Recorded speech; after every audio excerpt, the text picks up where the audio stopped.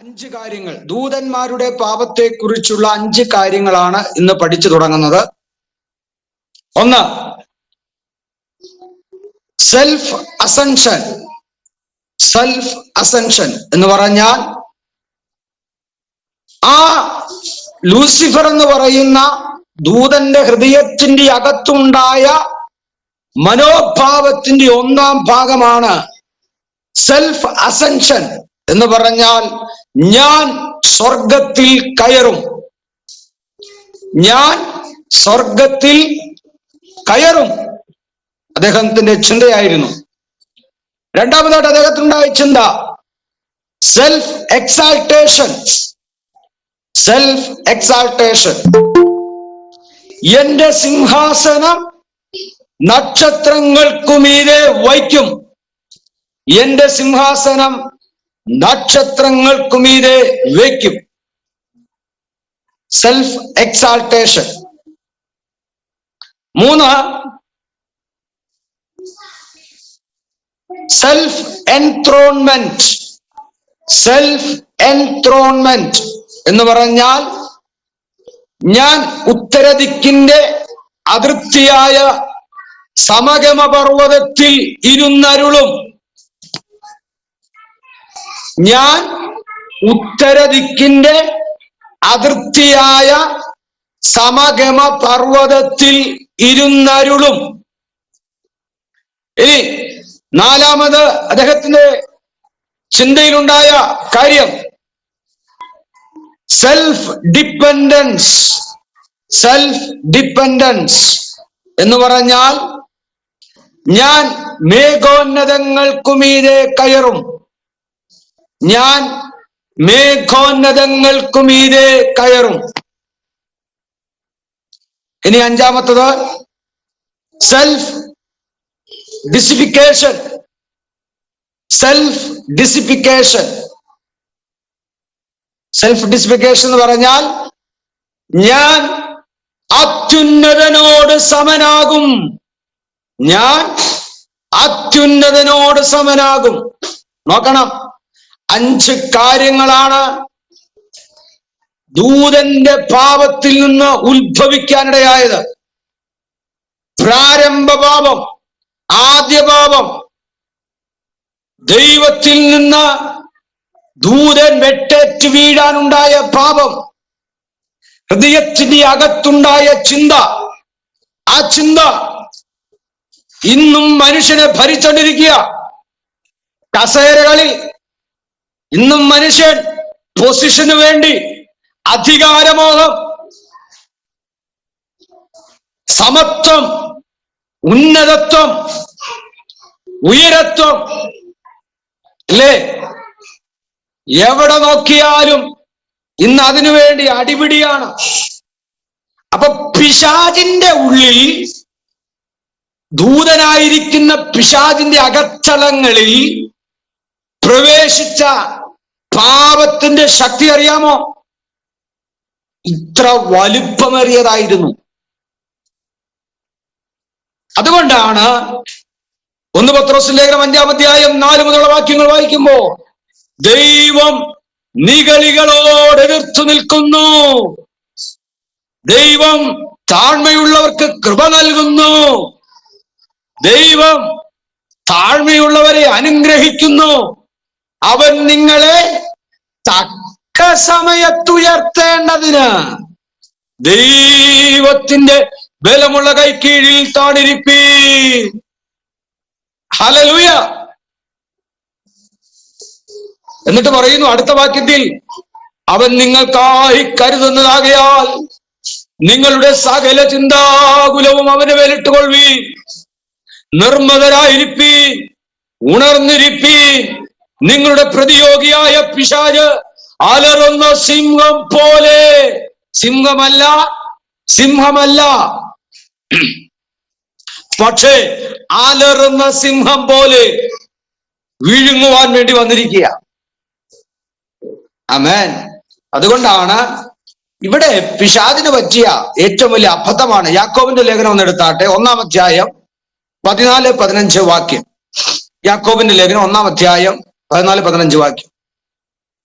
ഇങ്ങനെ പിശാചിന്റെ അകത്തളങ്ങളിൽ സ്വയത്വം, സ്വാർത്ഥത, ഇതൊരു വലിയ പാപമായി തീർന്നു.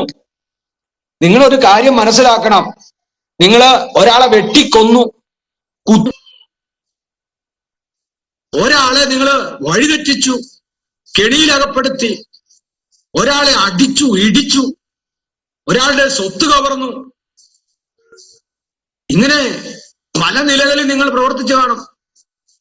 എന്നാൽ ഇതൊന്നും പിശാച് ചെയ്തില്ലെന്നേ. പിശാച് ആകെ ചെയ്തെന്താണ്? അവൻ ചിന്തിച്ചതേയുള്ളൂ. Just thinking in his mind, അല്ലേ, ഇൻ ഹിസ് ഹാർട്ട്. ചിന്തിച്ചതേയുള്ളൂ. അത്യുന്നതന്റെ മുകളിൽ കയറി ഇരുന്നോ? ദൈവത്തിന്റെ സിംഹാസനത്തിൽ കയറി ഇരുന്നോ? മേഘത്തിന് മുകളിൽ പോയി സഞ്ചരിച്ചോ? ഇല്ല. Just thinking. അവൻ ചിന്തിച്ചതേയുള്ളൂ. ആ സെക്കൻഡിൽ തമ്പുരാൻ വെട്ടി നിലത്തിട്ടു. എന്റെ പൊന്നെ, ഞാൻ ഈ ഭാഗം ചിന്തിക്കുമ്പോ ഒരു കാര്യം നിങ്ങൾ മനസ്സിലാക്കണം. ഈ ഭാഗം ഞാൻ ചിന്തിക്കുമ്പോ ഭയപ്പെട്ടു പോകും. ദൈവത്തിന്റെ ആ പവർ, ദൈവത്തിന്റെ ശക്തി, അത് ഓർത്താൽ നമ്മൾ ഭയപ്പെട്ടു പോകും. പക്ഷെ കൃപായുഗത്തിലായതുകൊണ്ട് ഇതിനേക്കാൾ അപ്പുറം ചെയ്തിട്ടും ഒരു കുഴപ്പമില്ലാതിരിക്കുക. ഇപ്പോഴും കയ്യടിയുണ്ട്, സ്തോത്രമുണ്ട്, ഹല്ലേലൂയയുണ്ട്, ഒരു കുഴപ്പമില്ല. ചിന്തിച്ച് ഭയാനകത്വം. ഹവ്വ പഴം പറിച്ച് ഭക്ഷിച്ചു, ഹസ്ബൻഡിനും കൊടുത്തു. ആ സെക്കൻഡിൽ ഏദനിന്ന് പുറത്താക്കി. സെൻഡ് ഔട്ട് ദം, അല്ലേ? ഏദനിന്ന് ആദമിനെയും ഹവ്വയെയും പുറത്താക്കിയത് സെൻഡ് ഔട്ട് എന്ന് പറയാൻ പറ്റില്ല, കാസ്റ്റ് ഔട്ട് എന്ന് പറയേണ്ടി വരും, അല്ലേ? നോക്കണം. പക്ഷേ പുതിയ നിയമവിശ്വാസികളായ നമ്മള് എന്തൊക്കെയാ ചിന്തിച്ചു കൂട്ടുന്നത്, എന്തൊക്കെയാ പ്രവർത്തിക്കുന്നത്? പക്ഷെ കൃപായുഗത്തിൽ യേശുക്രിസ്തു നമുക്ക് വേണ്ടി മധ്യസ്ഥനായുള്ളത് കൊണ്ട് ഇന്നും നമ്മളെ ദൈവം നിർത്തിയിരിക്കുകയാണ്. ഇന്നും ദൈവം നമ്മളെ സൂക്ഷിച്ചിരിക്കുക. നമ്മുടെ സ്വഭാവം, നമ്മുടെ പ്രവർത്തികൾ എത്രയോ ഭയാനകം. ഓക്കെ, അങ്ങനെ ഇതേ അവസ്ഥ മോഹം മനുഷ്യരെയും പാപത്തിലേക്ക് നയിച്ചുകൊണ്ടിരിക്കുക. മോഹം മനുഷ്യനെ എങ്ങോട്ടാ? പാപത്തിലേക്ക്. മോഹം ഗർഭം ധരിച്ച് പാപത്തെ പ്രസവിക്കുന്നു, അല്ലേ? സ്തോത്രം. അവിടെ പറയുന്നത് എങ്ങനെയാണ്? ഞാൻ ചെയ്യും, ഞാൻ ആകും, എനിക്ക് വേണം, അല്ലേ? ഒന്ന്, ഞാൻ ചെയ്യും, ഞാൻ അതുപോലെ ആകും. അടുത്തത്, എനിക്ക് വേണം. 3 കാര്യങ്ങളാണ് ചിന്തിക്കുന്നത്. ഇങ്ങനെ അഹങ്കാരവും നിഗളവും മനുഷ്യന്റെ അകത്ത് കടന്നു വരികയും. അവിടെ യാക്കോബ് അപ്പോസ്തലൻ പറയുന്നൊരു കാര്യമുണ്ട്. ഓരോരുത്തൻ സ്വന്തം മോഹത്താൽ ആകർഷിച്ചു. മറ്റാരുടെയും കുഴപ്പമല്ല കേട്ടോ. ആണോ? Anyone else support you, help you? No no no. Yakob പറയുന്നത് എന്താണ്? 1-ാം അധ്യായം 14-15 വാക്യങ്ങൾ. ഓരോരുത്തൻ പരീക്ഷിക്കപ്പെടുന്നത് സ്വന്തം മോഹത്താൽ ആകർഷിച്ച് വശീകരിക്കപ്പെടുകയാലാകുന്നു. മോഹം ഗർഭം ധരിച്ച് പാപത്തെ പ്രസവിക്കുന്നു. പാപം മുഴുത്തിട്ട് മരണത്തെ പെറുന്നു, അല്ലേ? പാപം മുഴുത്ത് മരണം ഉണ്ടാകും.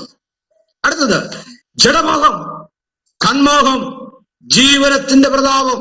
ഈ 3 വിധത്തിലുള്ള മോഹമാണ് ഒരു മനുഷ്യ വ്യക്തിയെ എന്ത് ചെയ്യുന്നത്?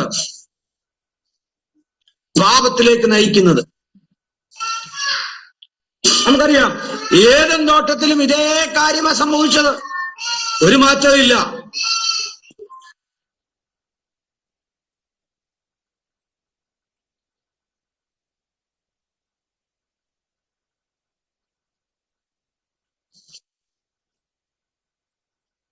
അവിടെ ആ ഏദൻ തോട്ടത്തിൽ നമ്മൾ പഠിക്കുമ്പോൾ കാണുന്നത് എങ്ങനെയാണ്? പാപം എങ്ങനെ വന്നു? മോഹത്താൽ വരികയാണ്, അല്ലേ? ഏതും തൊട്ടത്തിൽ സ്ത്രീ കണ്ട കാര്യം എന്താണ്? കാണാൻ ഭംഗിയുള്ളതും തിന്മാൻ നല്ലതും ജീവൻ പ്രാപിപ്പാൻ കാമ്യവും. നോക്കിയ പാപം വന്ന വഴി. കാണാൻ ഭംഗി, കണ്ണുകൊണ്ട് കണ്ടു, കാഴ്ചയിൽ തന്നെ എന്തായി? ഭംഗി. കാണാൻ ഭംഗി. അടുത്തത് തിന്മാൻ നല്ലത്, തിന്നാൻ കൊള്ളാവുന്നത്.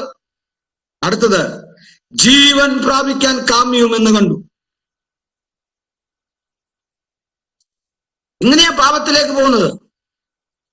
അതുകൊണ്ട് ഇന്ന് ഈ ക്ലാസ്സിൽ പങ്കെടുക്കുന്നവരോട് ഞാൻ പറയട്ടെ, നിങ്ങളുടെ ചിന്തകളെ പോലും ദൈവവചനത്തിന് വിപ്പെടുത്തണം. ചിന്തകളെ പോലും ദൈവവചനത്തിന് സമർപ്പിക്കണം. അങ്ങനെ ചെയ്താൽ ഈ ശബ്ദം കേൾക്കുന്ന നിങ്ങളുടെ ജീവിതത്തിനകത്ത് അറിയാതെ വരുന്ന ചിന്തകളിലൂടെ ഉണ്ടാകുന്ന പാപത്തെ അകറ്റിയാൽ ദൈവത്തിന് പ്രവേശനമുണ്ട്. ഞാനൊരു കാര്യം പറയട്ടെ, നിങ്ങൾ ഫോൺ എടുത്തു, ഫോണിനകത്ത് കാണാൻ പാടില്ലാത്ത ഒരു വീഡിയോ, കാണാൻ പാടില്ലാത്ത ഒരു മെസ്സേജ്, ഒരു ഫോട്ടോ നിങ്ങൾ കാണുമ്പോ, ഫോണിനകത്ത് നിങ്ങൾ കണ്ടോണ്ടിരിക്കുക, ഫോണിനകത്ത് നിങ്ങൾ കാണുമ്പോൾ നിങ്ങളുടെ കൂടെ കാണുന്ന ഒരാളുണ്ട്, പരിശുദ്ധാത്മാവ് എന്ന് പറയും, അല്ലേ? പരിശുദ്ധാത്മാവിനെ കാണാൻ ഇഷ്ടമാണോ? No, never. അതുകൊണ്ട് പരിശുദ്ധാത്മാവ് നിങ്ങളുടെ ഉള്ളിൽ നിന്ന് എന്ത് ചെയ്യും? മാറി നിൽക്കും. He close his eyes. പരിശുദ്ധാത്മാവ് ഇഷ്ടമില്ലാത്തത് കൊണ്ട് നിങ്ങൾ കാണുന്ന വീഡിയോ പരിശുദ്ധാത്മാവിന് കാണാൻ ഇഷ്ടമില്ലാത്തത് കൊണ്ട് അവ കണ്ണടയ്ക്കും. പരിശുദ്ധാത്മാവ് മാറി നിൽക്കും. എന്ന് പറയാൻ ദൈവത്തിന്റെ ആത്മാവ് നിങ്ങളിൽ ഉണ്ട്. വചനം പറയുന്നു, ദൈവത്തിന്റെ ആത്മാവ് നിങ്ങളിൽ വസിക്കുന്നു എന്ന് നിങ്ങൾ അറിയുന്നില്ലയോ? അപ്പൊ ദൈവത്തിന്റെ ആത്മാവ് നിങ്ങളിൽ ഉണ്ട്. പക്ഷെ ദൈവത്തിന്റെ ആത്മാവ് നിങ്ങളിൽ നിന്ന് മാറി നിൽക്കുകയാണ്. അപ്പൊ നമ്മളിൽ നിന്ന് ദൈവാത്മാ, അതുകൊണ്ടാണ് പറഞ്ഞത് പരിശുദ്ധാത്മാവിനെ എന്ത് ചെയ്യരുത്? ദുഃഖിപ്പിക്കരുത്. പരിശുദ്ധാത്മാവിനെ ദുഃഖിപ്പിക്കരുത്. അത് പരിശുദ്ധാത്മ ശാസ്ത്രം പഠിപ്പിക്കുമ്പോൾ അത് പഠിപ്പിക്കുന്നുണ്ട്. ഓക്കെ, പാപശാസ്ത്രമാണ് നമ്മൾ പഠിച്ചുകൊണ്ടിരിക്കുന്നത്. ഓക്കെ, അടുത്തത് ഹെഡിങ് നമ്മൾ പഠിക്കാൻ പോകുന്നത് പാപത്തിന്റെ അനന്തരഫലങ്ങൾ, കോൺസിക്വൻസ് ഓഫ് സിൻ. പാപത്തിന്റെ അനന്തരഫലങ്ങൾ. ദൈവം മനുഷ്യനെ സൃഷ്ടിച്ചപ്പോൾ ദേഹം, ദേഹി, ആത്മാവ് എന്നിങ്ങനെ ത്രിവിധ ഘടകങ്ങളായിട്ടാണ് സൃഷ്ടിച്ചത്. ദേഹം, ദേഹി, ആത്മാവ്, 3 വിധ ഘടകങ്ങളായിട്ടാണ് സൃഷ്ടിച്ചത്. പാപം ചെയ്തപ്പോൾ അതിന്റെ അനന്തരഫലങ്ങൾ ഈ ത്രിവിധ ഘടകങ്ങളെയും ബാധിച്ചു. നമുക്കറിയാം, ഒരു വൃക്ഷഫലം തിന്മാൻ നല്ലതും കാണാൻ ഭംഗിയുള്ളതും ജ്ഞാനം പ്രാപിപ്പാൻ കാമ്യവും എന്ന് സ്ത്രീ കണ്ടു. ഫലം പറിച്ചു തിന്നു ഭർത്താവിനും കൊടുത്തു, അവനും തിന്നു. ഉടനെ ഇരുവരുടെയും കണ്ണു തുറന്നു, തങ്ങൾ നഗ്നരെന്നറിഞ്ഞു. അത്തിയില കൂട്ടിത്തുന്നി തങ്ങൾക്ക് ഉടയാടയുണ്ടാക്കി, ഭയപ്പെട്ടു ഒളിച്ചു. അല്ലേ? നീ നഗ്നനെന്ന് നിന്നോട് ആർ പറഞ്ഞു? ചോദ്യം. നീ നഗ്നനെന്ന് നിന്നോട് ആര് പറഞ്ഞു? തിന്നരുതെന്ന് ഞാൻ നിന്നോട് കൽപ്പിച്ച പറഞ്ഞ വൃക്ഷഫലം നീ തിന്നുവോ? അതിന് മനുഷ്യൻ, എന്നോട് കൂടെ ഇരിപ്പാൻ നീ തന്നിട്ടുള്ള സ്ത്രീ വൃക്ഷഫലം തന്നു, ഞാൻ തിന്നുകയും ചെയ്തു. യഹോവയായ ദൈവം സ്ത്രീയോട് ചോദിക്കുക, നീ ചെയ്തതെന്ത്? അതിന് സ്ത്രീ ഉടനെ പറഞ്ഞ മറുപടി എന്താ? പാമ്പ് എന്നെ വഞ്ചിച്ചു, ഞാൻ തിന്നുപോയി എന്ന് സ്ത്രീ പറഞ്ഞു. ഉൽപ്പത്തി പുസ്തകം 3-ാം അധ്യായം 6 തൊട്ട് 13 വരെയുള്ള വാക്യങ്ങൾ. Book of Genesis chapter 3 verse 6 to 16, 6 to 13, 3 verse 6 to 13, 6 തൊട്ട് 13 വരെ.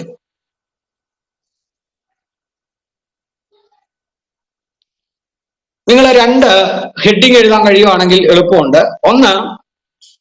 ഒന്നാമത്തെ ഹെഡിങ് ഒരു ബുക്കിന്റെ നേർ പകുതി, നിങ്ങൾ എഴുതുന്ന ബുക്കിന്റെ ഇങ്ങനെ 2 ഭാഗമായിട്ട് എഴുതാൻ കണക്ക്, ഇങ്ങനെ 2ആയിട്ട് അപ്പുറം ഇപ്പുറം 2 ഹെഡിങ് എഴുതുക. നമ്മൾ ഈ ചേരുമ്പടി ചേർക്കാനൊക്കെ എഴുതത്തില്ലേ, അതുപോലെ രണ്ടായിട്ട്, പകുതി പകുതി അപ്പുറം. അതില് ഒന്നാമത്തെ ഹെഡിങ് ഒരു സൈഡിൽ വരുന്നത് പാപം ചെയ്യുന്നതിന് മുമ്പുള്ള അവസ്ഥ, before doing sin, before entering sin, അല്ലെങ്കിൽ പാപം ചെയ്യുന്നതിന് മുമ്പുള്ള അവസ്ഥ. രണ്ടാമത്തെ ഭാഗം പാപം ചെയ്തതിന് അനന്തരമുള്ള അവസ്ഥ, അഥവാ പാപം ചെയ്ത ശേഷമുള്ള അവസ്ഥ. ഒന്ന് പാപം ചെയ്യുന്നതിന് മുമ്പുള്ള അവസ്ഥ, രണ്ടാമത്തെ പാപം ചെയ്തതിന് ശേഷമുള്ള അവസ്ഥ. പാപം ചെയ്യുന്നതിന് മുമ്പുള്ള അവസ്ഥയെ പറ്റി പഠിക്കുമ്പോൾ എങ്ങനെയാണ്? ദൈവ തേജസ്സിനാൽ ഉടുപ്പിക്കപ്പെട്ടിരുന്നു, ദൈവത്തിന്റെ കൽപ്പനകൾ ഉണ്ടായിരുന്നു. ഒന്നാമത്തത് ദൈവ തേജസ്സിനാൽ ഉടുപ്പിക്കപ്പെട്ടിരുന്നു, അല്ലേ? പാപം ചെയ്യുന്നതിന് മുൻപ് മനുഷ്യനെ ദൈവ തേജസ്സിനാൽ ഉടുപ്പിക്കപ്പെട്ടിരുന്നു.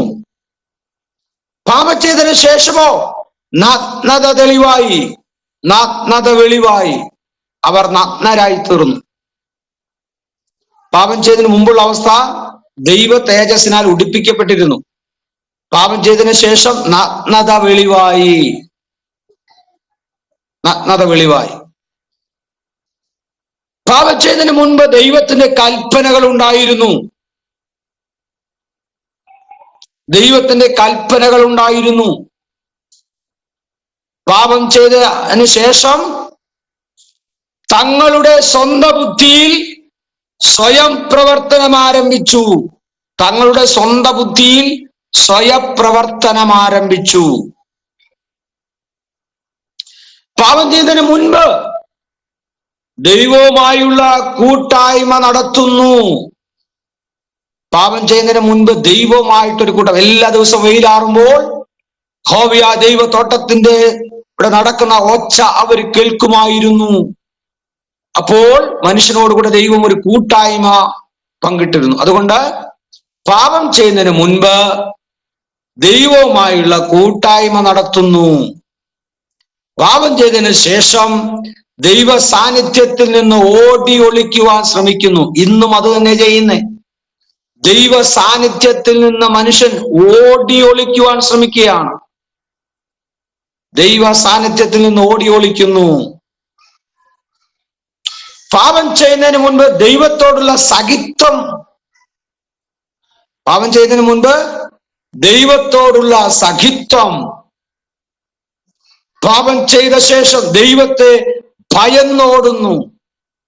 പാപം ചെയ്ത ശേഷം ദൈവത്തെ ഭയന്നോടുന്നു. പാപം ചെയ്യുന്നതിന് മുൻപ് ദൃഢമായ സാമൂഹിക ബന്ധം, അല്ലേ? പാപം ചെയ്യുന്നതിന് മുൻപ് ദൃഢമായ സാമൂഹിക ബന്ധം. പക്ഷികൾ, മൃഗങ്ങൾ, മനുഷ്യൻ സമൂഹമായിട്ട് ഇടകലർന്ന വളരെ അടുത്ത ബന്ധമുണ്ടായിരുന്നു. ആക്രമ സ്വഭാവമില്ല, ദേഷ്യമില്ല, കുലപാതകമില്ല, അല്ലേ? വളരെ സ്നേഹമായിരുന്നു. അപ്പൊ ദൃഢമായ സാമൂഹിക ബന്ധമുണ്ടായിരുന്നു. പാപം ചെയ്താനന്തര ശേഷം സാമൂഹിക ബന്ധത്തിന് ക്ഷതം ഭവിച്ചു. സാമൂഹിക ബന്ധത്തിന് ക്ഷതം ഭവിച്ചു. സ്വയം നീതീകരിക്കുന്നതിന് വേണ്ടി തെറ്റ് ചെയ്ത ഉത്തരവാദിത്തം മറ്റുള്ളവരുടെ മേൽ ചാരുന്നു, അല്ലേ? പാപം ചെയ്ത ശേഷം സ്വയം ചെയ്ത തെറ്റ്, ഇന്നും അതല്ല ചെയ്യുന്നേ. താൻ പുണ്യവാളൻ എന്ന് കാണിക്കാൻ വേണ്ടി മറ്റുള്ളവരെ പഴിയാരുക, കുറ്റപ്പെടുത്തുക, അല്ലേ? മനുഷ്യൻ പറഞ്ഞു ഞാനല്ല, നീ കൂടെ ഇരിക്കാൻ തന്ന സ്ത്രീയാ. സ്ത്രീ പറഞ്ഞു അയ്യോ പാമ്പ് തന്നു, ഞാൻ കഴിച്ചു. അപ്പൊ മറ്റുള്ളവരിലേക്ക് പഴിചാരുകയാണ്. ഉത്തരവാദിത്വം സ്വയം ഏറ്റെടുക്കാതെ മറ്റുള്ളവരിലേക്ക് എന്ത് ചെയ്യുന്നു? പാസ് ചെയ്ത് വിടുകയാണ്. ഓക്കെ, അടുത്തത് അമർത്യമായ ശരീരം. പാപം ചെയ്യുന്നതിന് മുൻപ് അമർത്യമായ ശരീരം. പാപം ചെയ്ത ശേഷം ശരീരം രോഗത്തിനും മരണത്തിനും അടിമയായി. പാപം ചെയ്ത ശേഷം ശരീരം രോഗത്തിനും മരണത്തിനും അടിമയായി. പാപം ചെയ്യുന്നതിന് മുൻപ് ന്യായവിധി എന്തെന്നറിയില്ല. പാപം ചെയ്യുന്നതിന് മുൻപ് ന്യായവിധി വാട്ട് ഈസ് ജഡ്ജ്മെന്റ്? എന്താണ് ന്യായവിധി? അറിയത്തില്ല. പക്ഷേ പാപം ചെയ്ത ശേഷം ന്യായവിധി ഉണ്ടായി. സകലത്തിലും മനുഷ്യൻ ന്യായം വിധിക്കാൻ തുടങ്ങി. ഇനി പാപം ചെയ്യുന്നതിന് മുൻപ് ഭരണ സ്വാതന്ത്ര്യം. പാപം ചെയ്യുന്നതിന് മുൻപ് ഭരണ സ്വാതന്ത്ര്യം.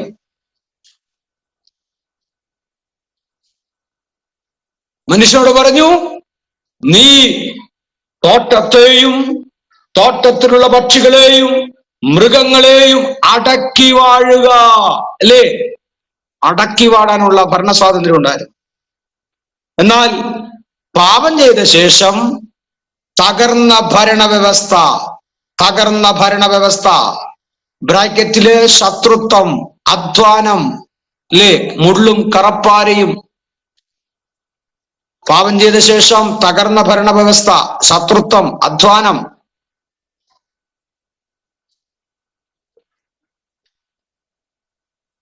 പാപം ചെയ്യുന്നതിന് മുൻപ് മനുഷ്യൻ തോട്ടത്തിന്റെ കാവൽക്കാരൻ. ഏതൻ തോട്ടത്തിന്റെ കാവൽക്കാരൻ, തോട്ടത്തിന്റെ കാവൽക്കാരൻ. പാപം ചെയ്യുന്നതിന് മുൻപ്. പാപം ചെയ്ത ശേഷം തോട്ടത്തിൽ നിന്ന് പുറത്താക്കപ്പെട്ടു. തോട്ടത്തിൽ നിന്ന് പുറത്താക്കപ്പെട്ടു.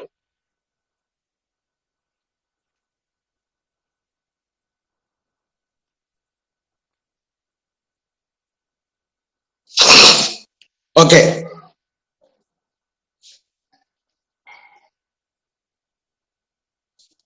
ഇത്രയുമാണ് പാപത്തിന് മുമ്പ് പാപത്തിന് ശേഷമുള്ള ഒരു ഭാഗമായിട്ട് നിങ്ങൾക്ക് വേഗത്തിൽ മനസ്സിലാക്കാൻ വേണ്ടി, ഷോർട്ടായിട്ട്. ഇല്ലേ? ഇപ്പൊ ഏകദേശം ഐഡിയ കിട്ടിയില്ലേ? പാപത്തിന്റെ അനന്തരഫലം മനസ്സിലായോ? പാപത്തിന്റെ പരിണിതഫലം മനസ്സിലായോ? വേഗത്തിൽ മനസ്സിലാകാൻ ഉള്ള കാര്യം.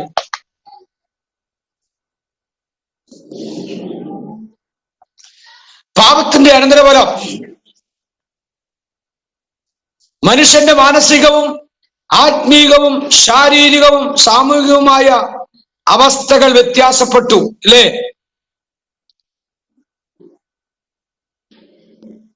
മരണം എന്തെന്നറിയാത്ത മനുഷ്യൻ മരണത്തിന് അധീനമായി. ദൈവത്തോടുള്ള ബന്ധത്തിൽ നിന്ന് സാൻമാർഗിക നിലവാരം നഷ്ടപ്പെട്ടു. അവർ നഗ്നരായി തീർന്നു. നിങ്ങൾക്കറിയാമോ, ഇന്ന് കാണുന്ന ഈ ഉടുപ്പിട്ടോണ്ടല്ല ഏതൻ തോട്ടത്തിൽ മനുഷ്യനുണ്ടായിരുന്നത്. എന്നാൽ മനുഷ്യന്റെ ശരീരത്ത് നോക്കാൻ പറ്റാത്ത നിലവാരത്തിൽ തേജസ് മനുഷ്യനെ മൂടിയിരുന്നു. തേജസ് മനുഷ്യനെ മൂടിയിരുന്നു. അതുകൊണ്ട് അവർക്ക് നഗ്നരാണെന്ന് പോലും തോന്നത്തില്ലായിരുന്നു. എന്നാൽ ഇപ്പോൾ മനുഷ്യൻ ചെയ്തു കൂട്ടുന്നതൊക്കെ പറഞ്ഞാൽ ഞാൻ വിവരിക്കുന്നില്ല, ഇവിടെ സമയം പോയി. സ്തോത്രം. ദൈവത്തിലുള്ള സ്നേഹം, സഖിത്വം, ഇതൊക്കെ വിട്ട് മനുഷ്യൻ ഭയം ഓടാൻ തുടങ്ങി. ഉത്തരവാദിത്തങ്ങളൊന്നും ഏൽക്കാതെ മനുഷ്യൻ ഓടി ഒളിക്കാൻ തുടങ്ങി. ഭാര്യ ഭർത്ത ഐക്യതയോടെ ജീവിക്കുന്നതിന് പകരം എന്ന അടിയാണ്. ഐക്യതയില്ല. പാപം മനുഷ്യനെ ന്യായവിധി കൽപ്പിച്ചു. ഭൂമി മനുഷ്യൻ ന്യായവിധി, മനുഷ്യന് പാപം മനുഷ്യന് ന്യായവിധി കൽപ്പിച്ചു. പാപം മനുഷ്യന് ന്യായവിധി കൽപ്പിച്ചു. ഭൂമി, മനുഷ്യൻ, സ്ത്രീ, പാമ്പ് എന്നിവർ ഒരുമിച്ച് ഒരുപോലെ ശാപത്തിനും ശിക്ഷയ്ക്കും അർഹരായി തീർന്നു. നോക്കണം, മനുഷ്യൻ പാപം ചെയ്തവർ സംഭവിച്ചാണ്ടോ? ഭൂമി, മനുഷ്യൻ, സ്ത്രീ, പാമ്പ്, 4 കൂട്ടർക്ക്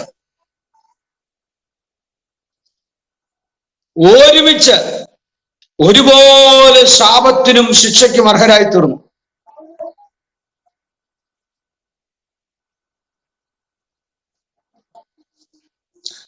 ഉൽപ്പത്തി പുസ്തകം 3-ാം അധ്യായം 14 തൊട്ട് 19 വരെ. ഭൂമിയിൽ മുള്ളും പറക്കാരെയും, അല്ലേ,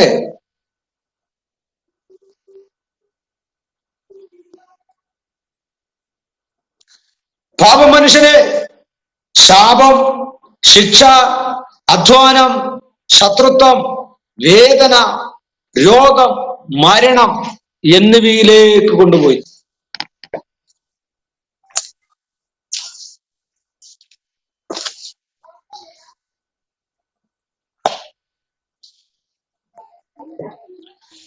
ഒരു കാര്യം ശ്രദ്ധിക്കുക, മാനവജാതിയെ മുഴുവൻ അടിമയാക്കിയ മാരകമായ വിഷമാണ് പാപം. മാനവജാതി മുഴുവൻ അടിമയാക്കിയ മാരകമായ വിഷമാണ് പാപം.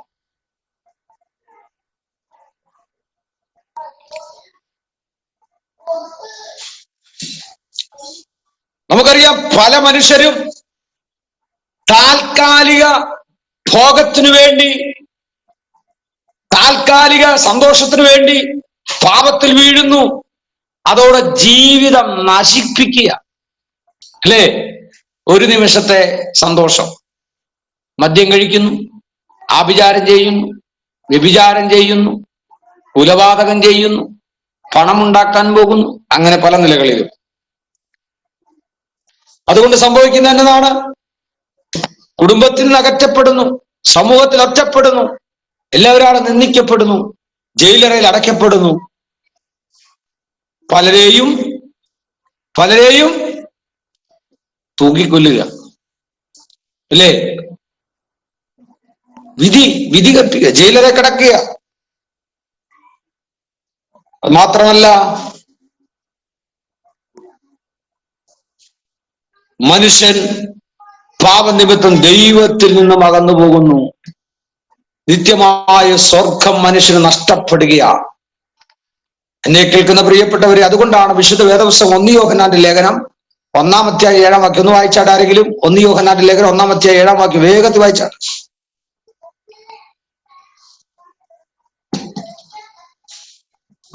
അവൻ വെളിച്ചത്തിൽ ഇരിക്കുന്നത് പോലെ നാം വെളിച്ചത്തിൽ നടക്കുന്നുവെങ്കിൽ നമുക്ക് തമ്മിൽ കൂട്ടായ്മയുണ്ട്.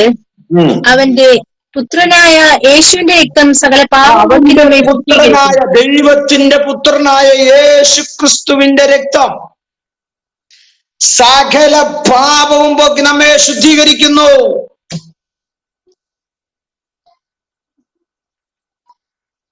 ഹല്ലേലൂയ. പാപിയായ മനുഷ്യന്റെ പാപ സ്വഭാവത്തിൽ നിന്ന്, പാപിയായ മനുഷ്യന്റെ ജീവിത ശൈലികളിൽ നിന്ന്, പാപപ്രവൃത്തികളിൽ നിന്ന് മനുഷ്യനെ വീണ്ടെടുക്കുന്ന ദൈവം. 1 യോഹന്നാൻ 1:7.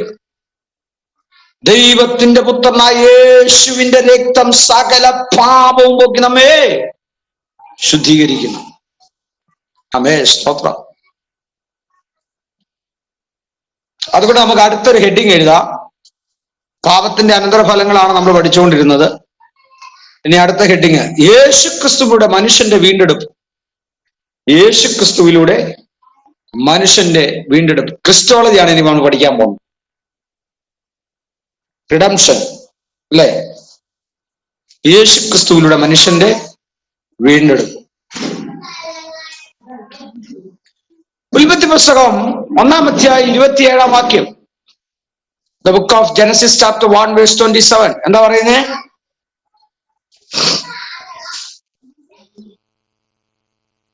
എന്താ വായിക്കുന്നേ? നാം നമ്മുടെ സ്വരൂപത്തിലും സാദൃശ്യത്തിലും മനുഷ്യനെ ഉണ്ടാക്കുക, ആണും പെണ്ണുമായി അവനെ സൃഷ്ടിക്കുക. അവിടെ വായിക്കുന്നു, ഇങ്ങനെ ദൈവം തന്റെ സ്വരൂപത്തിലും സാദൃശ്യത്തിലും മനുഷ്യനെ ഉണ്ടാക്കി, ദൈവത്തിന്റെ സ്വരൂപത്തിൽ അവനെ സൃഷ്ടിച്ചു, ഇല്ലേ? ഇങ്ങനെ ദൈവം, ആ വാക്യം കൃത്യമായിട്ട് ഇങ്ങനെ ദൈവം തന്റെ സ്വരൂപത്തിൽ മനുഷ്യനെ സൃഷ്ടിച്ചു, ദൈവത്തിന്റെ സ്വരൂപത്തിൽ അവനെ സൃഷ്ടിച്ചു, ആണും പെണ്ണുമായി അവരെ സൃഷ്ടിച്ചു. ഉൽപ്പത്തി പുസ്തകം 1:27. ആ മനുഷ്യൻ പാപം ചെയ്തു, ദൈവത്തിന്റെ തേജസ് നഷ്ടപ്പെട്ടു, ശിക്ഷിക്കപ്പെട്ട മനുഷ്യനായി തീർന്നു. അവൻ സ്വന്തം ബുദ്ധിയിൽ, സ്വന്തം ഇഷ്ടപ്രകാരം, സ്വന്തം ശൈലിയിൽ ജീവിക്കാൻ തുടങ്ങി. ദൈവമായിട്ടുള്ള ബന്ധത്തിൽ നിന്ന് അകന്നുപോയി. ദൈവമായിട്ടുള്ള ബന്ധത്തിൽ നിന്ന് അകന്നുപോയി.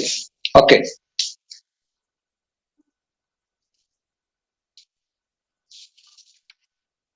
ഓക്കെ. ക്രിസ്റ്റോളജി ഞാൻ നേരത്തെ പറഞ്ഞു, ക്രിസ്തു വിജ്ഞാന ശാസ്ത്രം എന്നാണ് അതിന് പറയുന്നത്. ക്രിസ്തു വിജ്ഞാന ശാസ്ത്രം, ക്രിസ്റ്റോളജി. പാപശാസ്ത്രമാണ് നമ്മൾ പഠിച്ചുകൊണ്ടിരുന്നത്. പാപശാസ്ത്രത്തിൽ നിന്നുള്ള വീണ്ടെടുപ്പ് നമുക്ക് കിട്ടുന്നത് എവിടെയാണ്? ക്രിസ്റ്റോളജി, ക്രിസ്തു ശാസ്ത്രം, ക്രിസ്തു വിജ്ഞാന ശാസ്ത്രം. ഓക്കെ, നമുക്ക് അതിലേക്ക് കടക്കാം. യേശു ക്രിസ്തു ആര്? യേശു ക്രിസ്തു ആര്?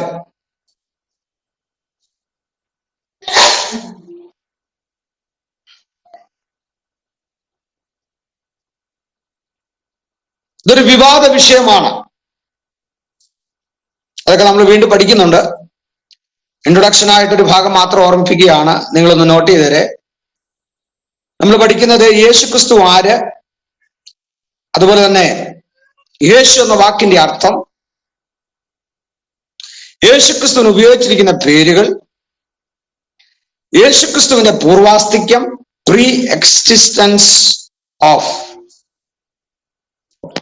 യേശുക്രിസ്തുവിന്റെ ജഡാവതാരം, ഇൻകാർണേഷൻ, യേശുക്രിസ്തുവിന്റെ ജീവിതവും പ്രവൃത്തിയും, life and ministry of Jesus Christ, യേശുവിന്റെ മരണം, ക്രൂശീകരണം, ഉയർത്തെഴുന്നേൽപ്പ്, സ്വർഗാരോഹണം, അതൊക്കെ പറഞ്ഞ death, burial, resurrection and ascension. Next glorification, മഹത്വീകരണം or exaltation, glorification or exaltation.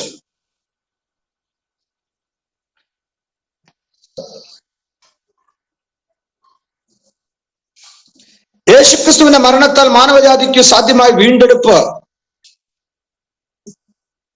യേശുക്രിസ്തുവിന്റെ മരണത്താൽ മാനവജാതിക്ക് സാധ്യമായ വീണ്ടെടുപ്പ്. യേശുക്രിസ്തുവിന്റെ പുനരാഗമനം, യേശുക്രിസ്തുവിന്റെ പുനരാഗമനം അഥവാ സെക്കൻഡ് കമ്മിങ്. ഇത്രേ കാര്യങ്ങളാണ് ക്രിസ്റ്റോളജിയിലുള്ളത്. ഇത്രേ കാര്യങ്ങൾ. ഒന്ന്, യേശുക്രിസ്തു ആര്? ഹെഡിങ് എഴുതിക്കോ. ഒന്ന്, യേശുക്രിസ്തു ആര്? Who is Jesus Christ?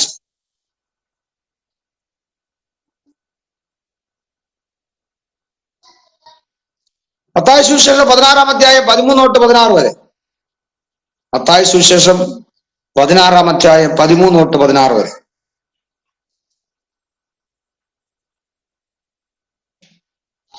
നിങ്ങളോ ആർ എന്ന് പറയുന്നു എന്ന് ചോദിച്ചതിന് ശിമോൻ പത്രോസ്, നീ ജീവനുള്ള ദൈവത്തിന്റെ പുത്രനായി ക്രിസ്തു.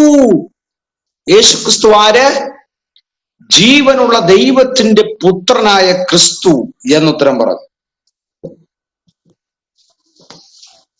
യേശുവിനെ പറ്റി ഒരുപാട് കാര്യങ്ങൾ പറഞ്ഞു അല്ലേ? യെരമ്യാ പ്രവാചകൻ, യെശയ്യാ പ്രവാചകൻ, പ്രവാചകന്മാരിൽ ഒരാൾ, വരാനിരിക്കുന്ന പ്രവാചകൻ,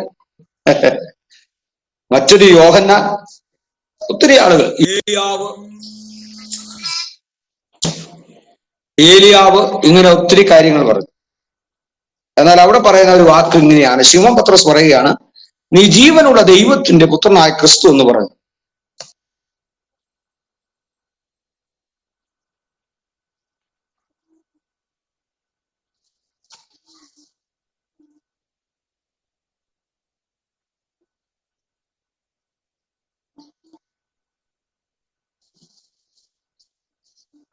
എനിക്ക് വളരെ രസകരമായ ഒരു ചിന്ത ഞാൻ പറയട്ടെ.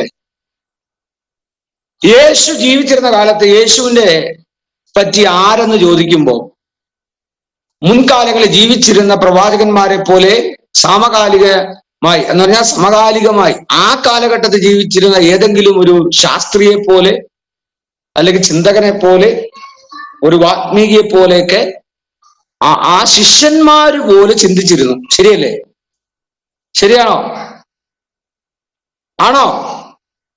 എനിക്ക് നിങ്ങളെ വീഡിയോയിൽ കാണാം. നിങ്ങൾ ആണെന്ന് പറഞ്ഞാലും അല്ലെന്ന് പറഞ്ഞാലും എനിക്ക് ചുണ്ടനങ്ങിയാൽ മതി.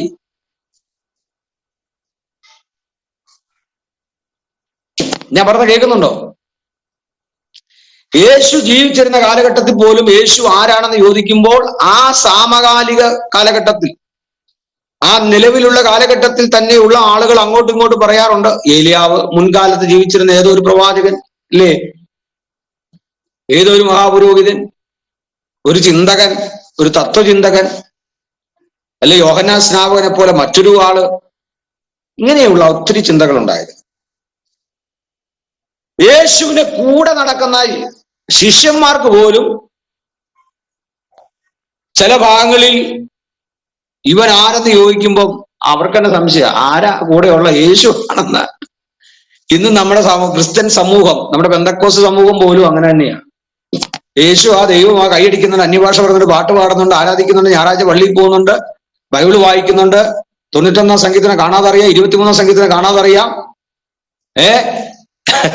ലാസറിന്റെ കഥ അറിയാം, മുടീനാകുത്തന്റെ കഥ അറിയാം, രക്തസാവക്കാരി സൗഖ്യമാക്കിയത് അറിയാം, എല്ലാം അറിയാം. പക്ഷേ യേശു ആരാ? ഞാനിത് പറയുമ്പം പാസ്റ്റർ ഇങ്ങനെ, അല്ലെ സാർ ഇങ്ങനെ എന്തോ ഈ പറയുന്നേ? 38 വർഷം 40 വർഷമായി ഞങ്ങൾക്ക് പെന്തക്കോസിലായിട്ട്. ഇപ്പൊ ഒരു BJP-ക്കാരൻ, ഇപ്പൊ ഒരു RSS-കാരൻ, അല്ലെങ്കിൽ യേശുവിനെ അറിയാത്ത ഒരു വ്യക്തി വന്നിട്ട് നിങ്ങളുടെ മുഖത്ത് നോക്കിയിട്ട് ചോദിക്കുകയാണ്, നിങ്ങളുടെ കണ്ണുകളിലേക്ക് നോക്കിയിട്ട് യേശു ആരാന്ന് ചോദിച്ചാൽ എന്തു പറയും?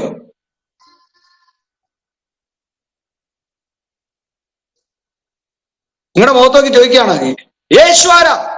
ഒറ്റ ചോദ്യം. സാജിദ സിസ്റ്റർ എന്തു പറയും?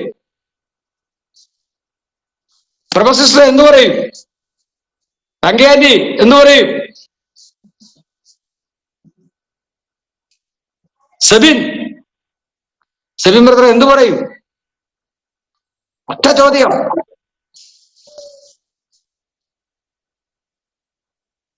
ഒന്ന് പകച്ചു പോവും, അല്ലേ?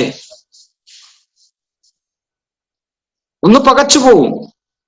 പക്ഷെ ഞാൻ ഒരൊറ്റ കാര്യം പറയാം, ഈ ക്ലാസ് കഴിയുമ്പോ ഏത് ഉറക്കത്തിലും ചോദിച്ചാലും യേശു ആരാന്ന് ചോദിച്ചാൽ എന്റെ രക്ഷകൻ, ആമേൻ, ഹി ഈസ് മൈ സേവിയർ, യേശു എന്റെ രക്ഷകൻ,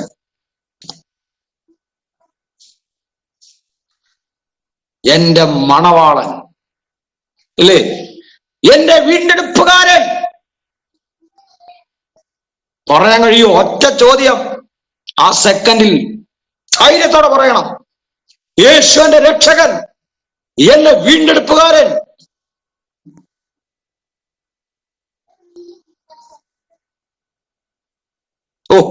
അത് പറയുമ്പോഴല്ലേ ഒരു എനർജി ഇല്ലേ, ഒരു പവർ. പറയണം മക്കളെ, പറയണം. ധൈര്യം നമുക്കുണ്ടായിരിക്കണം. ഏത് ഉറക്കത്തിലും, അല്ലേ? അതുകൊണ്ട് ആ പാട്ടുകാരൻ പണ്ട് പാടിയൊരു പാട്ടുണ്ട്, യേശുവിന്റെ അടിസ്ഥാനം ആശയമാവനിലത്രേ. ആമേൻ. സമയം പോയി, ഞാനല്ലേ, എന്റെ ക്ലാസ് തീരത്തില്ല, ഇപ്പൊ തന്നെ 48 സ്തോത്രം. നമ്മുടെ അടിസ്ഥാനം ക്രിസ്തുവാണ്. യേശു എന്റെ വീണ്ടെടുപ്പുകാരൻ, എന്റെ രക്ഷകൻ, എന്റെ മണവാളൻ. ആമേൻ. മറ്റൊന്നും അല്ല പ്രിയമുള്ളവരെ, ബാക്കിയൊക്കെ സെക്കൻഡറി ആണ്. സൗഖ്യനാക്കുന്നതോ, നന്മ തരുന്നതോ, വീട് തരുന്നതോ, മക്കളെ തരുന്നതോ, അതെല്ലാം സെക്കൻഡറി ആണ്. ലോകത്തിൽ പണം കൊടുത്ത് നേടാൻ കഴിയാത്ത, ലോകത്തിൽ എത്ര കർമ്മങ്ങൾ ചെയ്താലും, ആചാരങ്ങൾ ചെയ്താലും, പുണ്യസ്ഥലങ്ങൾ സന്ദർശിച്ചാലും കോടീശ്വരന്മാർക്ക് നേടിയെടുക്കാൻ കഴിയാത്തത്, അധികാരികൾക്ക് നേടിയെടുക്കാൻ കഴിയാത്തത്, രാജാക്കന്മാർക്ക് നേടിയെടുക്കാൻ കഴിയാത്തത് യേശുവിന്റെ രക്ഷകൻ. സാധാരണക്കാരായ നിറത്തിൽ കുറവുള്ള, പൊക്കത്തിൽ കുറവുള്ള, ആരോഗ്യത്തിൽ കുറവുള്ള സാധാരണക്കാരായ എന്റെയും നിങ്ങളുടെയും ആമേൻ രക്ഷകൻ, മൈ സേവിയർ ജീസസ് ക്രൈസ്റ്റ്. അത് പറയുമ്പോ നമുക്കൊരു പ്രത്യേക ആത്മീക ധൈര്യവും ഉലേ. ഞാനത് പറഞ്ഞപ്പോ തന്നെ നിങ്ങളുടെ ഉള്ളിൽ വന്നില്ലേ? ഒരു ധൈര്യം വന്നില്ലേ? ഒരു ശക്തി ദൈവം വന്നില്ലേ? ആമേൻ. അതുകൊണ്ടാ പറഞ്ഞേ, അവൻ എന്റെ ഉപനിധി, അവസാനത്തോളം എന്നെ കാക്കുവാൻ ശക്തൻ, ആരിലും ശ്രേഷ്ഠൻ. ആമേൻ. അത് പറയുമ്പോൾ നമ്മുടെ ഹൃദയത്തിന്റെ അകത്തു നിന്നൊരു ധൈര്യവും ശക്തിയും മാത്രമല്ല, ദൈവസ്നേഹത്തിൽ. കാരണം നമ്മുടെ ഭർത്താവ് നമ്മളെ വിട്ടുപോകും, നമ്മുടെ ഭാര്യ നമ്മളെ വിട്ടുപോകും, നമ്മുടെ മക്കൾ നമ്മളെ വിട്ടുപോകും. ആരാദ്യം നമ്മളെ വിട്ടുപോകണം നമുക്കറിയത്തില്ല. നമ്മളും എല്ലാരെയും വിട്ടുപോകും. പക്ഷേ നമ്മുടെ ഊണിലും ഉറക്കത്തിലും പ്രാണനേക്കാൾ നമ്മോട് കൂടെയുള്ള ദൈവം, ആമേൻ, പ്രാണനേക്കാൾ അരികിലുള്ളതാ ഭയപ്പെടുവാൻ കാര്യമില്ല, സ്നേഹമേറെ നൽകുന്നതിനാ ഭയപ്പെടുവാൻ നേരമില്ല. കണ്ണിൻമാണി പോ എന്നെ കരുതും, ഉള്ളം കരത്തിൽ എന്നെ മറയ്ക്കും. ആമേൻ, സ്തോത്രം.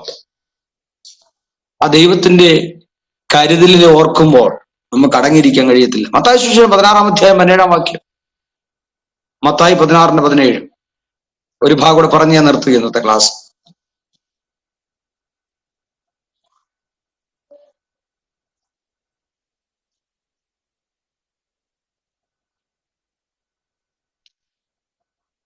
മത്തായി സുവിശേഷം 16:17. നീ ജീവനുള്ള ദൈവത്തിന്റെ പുത്രനായ ക്രിസ്തു എന്ന് ഉത്തരം പറഞ്ഞു. യേശു അവനോട്, ബെറിയോന ശീമോനെ, നീ ഭാഗ്യവാൻ. അല്ലേ? ഓ, ഒരു ചലഞ്ചാ. യേശു ആരാണ് എന്ന് ചോദിക്കും. Who is Jesus Christ? ബെറിയോനായ ശീമോനെ, നീ ഭാഗ്യവാൻ. നോക്കണം. ആദ്യം ശീമോൻ പത്രോസ് എന്ന് പറഞ്ഞ ആള് ഇപ്പൊ എവിടെയാണ്? ബെറിയോനായ ശീമോനെ. കുടുംബ പേരടക്കം വിളിക്കുക, അല്ലേ? നീ ഭാഗ്യവാൻ. ജഡരക്തങ്ങളല്ല, സ്വർഗസ്ഥനായ എന്റെ പിതാവത്രേ നിനക്കിത് വെളിപ്പെടുത്തിയത്. ജഡരക്തങ്ങളല്ല, സ്വർഗസ്ഥനായ എന്റെ പിതാവത്രേ നിനക്കിത് വെളിപ്പെടുത്തിയത്. ചിന്തിച്ചു നോക്കിക്കേ. മത്തായി 16:17 വായിക്കുന്ന എങ്ങനെയാ?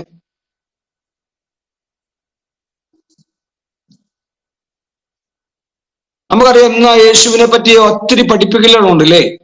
യേശു ഒരു മതസ്ഥാപകനാണ്, ചിലവർ ക്രിസ്തു മതസ്ഥാപകനാണ്, ചിലവർ ധാർമ്മിക ഉപദേഷ്ടാവാണ്, എ ഗുഡ് മോറൽ ടീച്ചർ എന്നാ പറയുന്നത് പലരും. വേറെ ചിലർ പറയുന്നു പ്രവാചകനാണ്. ഇസ്ലാം മതം പറയുന്നത് നബി, അല്ലേ? നബി എന്നാ പറയുന്നത്, പ്രവാചകൻ, പ്രോഫറ്റ്. ചിലർ പറയുന്നു നവീകരണ കർത്താവാണ് യേശു ക്രിസ്തു. രാഷ്ട്രീയവാദികൾ പറയുന്നു അദ്ദേഹത്തെ ഒരു സോഷ്യലിസ്റ്റ്, വിപ്ലവകാരി, ഒരു സോഷ്യലിസ്റ്റ് അല്ലെങ്കിൽ ഒരു റവല്യൂഷനിസ്റ്റ്, ഒരു വിപ്ലവകാരിയായിരുന്നു. കാരണം അതുവരെ ഇങ്ങനെ പോയിക്കൊണ്ടിരുന്ന, അല്ലേ, ഒരു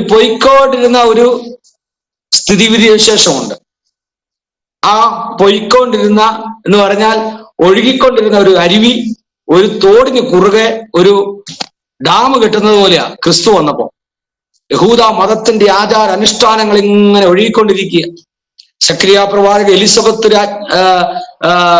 എലിസബത്ത് ആ വാർദ്ധക്യത്തിലായിരിക്കുന്ന സ്ത്രീ, സക്രിയ പ്രവാചകൻ, പുരോഹിതൻ, അദ്ദേഹത്തിന്റെ കാലഘട്ടം വരെ, യോഹന്നാൻ സ്നാപകൻ ഉണ്ടാകുന്നത് വരെ യഹൂദ മത അനുസരണം അനുസരിച്ച് ഇങ്ങനെ ഒഴുകിക്കൊണ്ടിരിക്കുകയായിരുന്നു. ന്യായപ്രമാണത്തിലൂടെ അവർ ഒഴുകിക്കൊണ്ടിരിക്കുകയായിരുന്നു. മതാചാരങ്ങളിലൂടെ ഒഴുകിക്കൊണ്ടിരിക്കുകയായിരുന്നു, യാഗങ്ങളിലൂടെ ഒഴുകിക്കൊണ്ടിരിക്കുകയായിരുന്നു. പെട്ടെന്നൊരു ഡാം കെട്ടി. ഡാം കെട്ടുന്നതിന് മുമ്പ് യോഹന്നാൻ വിളിച്ചു പറഞ്ഞൊരു വാക്കുണ്ട്, നിങ്ങൾക്കറിയാമോ? സർപ്പസന്തതികളെ. ആരെ വിളിച്ചത്? മനസ്സിലായോ? ഇന്ന് നമ്മുടെ പെന്തക്കോസ് കോളത്തെ വിളിക്കേണ്ട ഒരു വാക്കായി മാറിയിരിക്കുക. അങ്ങനെ എത്തി 100 വർഷം പിന്നിടുമ്പോൾ, കേരള പെന്തക്കോസ് ചരിത്രം 100 വർഷം പിന്നിടുമ്പോൾ സർപ്പസന്തതികളെ എന്ന് വിളിക്കേണ്ട ഒരു നിലവാരത്തിലെത്തിയിരിക്കുക. യോഹന്നാൻ വിളിച്ചൊരു വാക്കുണ്ടല്ലേ, സർപ്പസന്തതികളെ, വരുവാനുള്ള കോപത്തിൽ നിന്ന് മാനസാന്തരപ്പെടുവീൻ. രക്ഷപ്പെടാൻ വേണ്ടിയില്ലേ? മാനസാന്തരപ്പെടുക. അപ്പോൾ യേശുക്രിസ്തുവിനെ പറ്റി അങ്ങനെ പെട്ടെന്നൊരു ചരിത്രാതീതനായ ഒരു പുരുഷനായി മാറിയപ്പോൾ വിപ്ലവകാരി എന്ന് വിളിച്ചു, ഒരു സോഷ്യലിസ്റ്റ് നേതാവായിട്ട് വിളിച്ചു. അതുപോലെ ലിബറൽ തിയോളജിക്കാരെ വിളിക്കുന്നത് യേശുവിനെ ഒരു നല്ല ലിബറേറ്റർ അല്ലേ? ലിബറൽ തിയോളജിക്കാരെ വിളിക്കുക യേശുവിനെ നല്ലൊരു ലിബറേറ്റർ ആയിട്ടാ.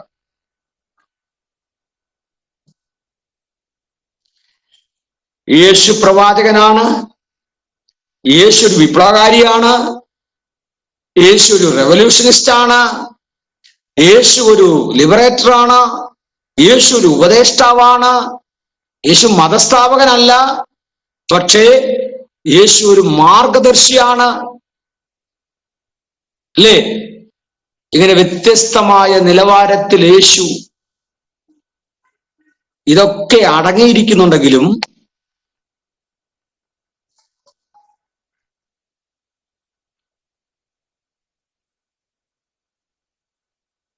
ഇതെല്ലാം കൂടെ അടങ്ങിയിരിക്കുന്ന ഒരൊറ്റ വാക്കാണ്.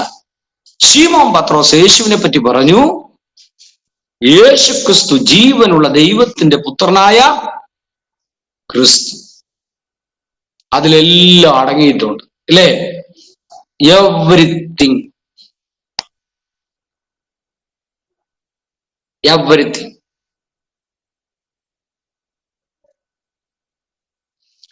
യേശു എന്ന വാക്കിന്റെ അർത്ഥം, യേശു എന്ന വാക്കിന്റെ അർത്ഥം പറ. മത്തായി സുവിശേഷം 1-ാം അധ്യായത്തിലുണ്ട്, കണ്ടുപിടിച്ചിട്ട് അടുത്ത ആഴ്ച ക്ലാസ്സിൽ വരണം. യേശു എന്ന വാക്കിന്റെ അർത്ഥം. നിങ്ങളുടെ മുഖമൊക്കെ ഞാൻ എനിക്ക് കാണാം, അറിയാവുന്നവർ പറഞ്ഞോ. അൺമ്യൂട്ട് ചെയ്ത് അല്ല,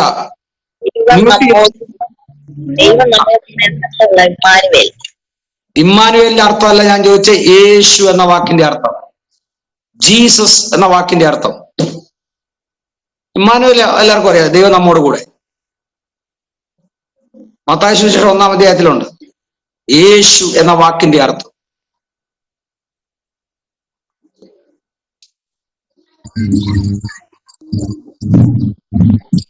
വീണ്ടെടുപ്പുകാരൻ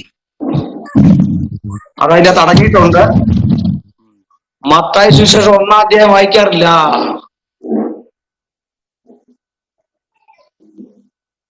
കാരണം അത് തുറക്കുന്നത് പേരാണ്. കാരണം ജനിപ്പിച്ചു. ഓ, ഒന്ന് വായിച്ചിട്ട് കാര്യമില്ല, 2-ലേക്ക് പോയേക്കാം. 2-ാം അധ്യായം മുതൽ വായിക്കും. ഹെരോദാവിന്റെ കാലത്ത് അങ്ങനെ തുറക്കുന്നേ, അല്ലേ? ആ കാലത്ത് ഹെരോദാവ് യഹൂദിയ നാട് വാഴുമ്പോ അങ്ങനെ കണ്ടല്ലോ തുടങ്ങുന്നേ, 2-ാം അധ്യായം. ഞാൻ ബൈബിൾ തുറന്നു വെച്ചിട്ടില്ല, അതുകൊണ്ട് ഞാൻ പറഞ്ഞേ.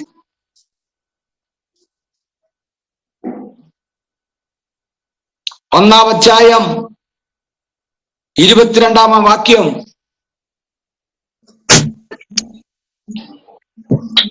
കന്യക ഗർഭിണിയായി മകനെ പ്രസവിക്കും, അവന് ദൈവം നമ്മോട് കൂടി എന്നർത്ഥമുള്ള ഇമ്മാനുവേൽ എന്ന് പേര് വിളിക്കും. അടുത്തത് നെക്സ്റ്റ്. എന്ന് കർത്താവ് പ്രവാചകൻ മുഖാന്തരം അരുളി ചെയ്തത് നിവൃത്തിയാകുവാൻ ഇതൊക്കെ സംഭവിച്ചു. നെക്സ്റ്റ്. യോസേഫ് ഉറക്കമുണർന്നു, കർത്താവിന്റെ ദൂതൻ കൽപ്പിച്ചതുപോലെ ചെയ്തു. ഭാര്യയെ ചേർത്തുകൊണ്ടു. മകനെ പ്രസവിക്കും വരെ അവൾ അവരെ പരിഗ്രഹിച്ചില്ല. അവൻ യേശു എന്ന് പേർ വിളിച്ചു.